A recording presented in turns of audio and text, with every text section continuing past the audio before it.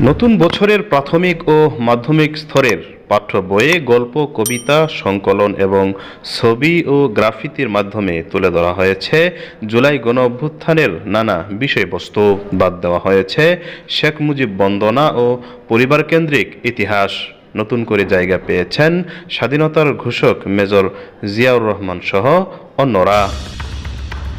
স্থান পেয়েছে ছাত্র জনতার আন্দোলনে স্বৈরাচার শেখ হাসিনা সরকারের পতন তথা জুলাই অভ্যুত্থানের ইতিহাস। এতে জুলাই বিপ্লবে অংশগ্রহণকারী বিভিন্ন শ্রেণীর মানুষের অবদানের কথা উল্লেখ করা হয়েছে, কিন্তু সেখানে স্থান পায়নি মাদ্রাসার শিক্ষার্থীরা। আর এই বৈষম্যের প্রতিবাদ জানিয়েছেন মাদ্রাসার শিক্ষার্থীরা।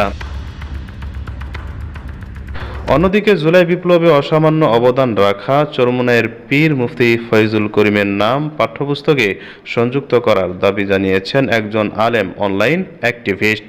মুফতি মনোয়ার হোসেন নামের ওই লোক তার ফেসবুক আইডিতে পোস্ট করে লিখেছেন, জুলাই বিপ্লবের অন্যতম বিপ্লবী অধিনায়ক মুহতারাম ফয়জুল করিম হাফিজাহুল্লাহ পাঠ্যপুস্তকে তার অবদানের স্বীকৃতি দেওয়া হোক।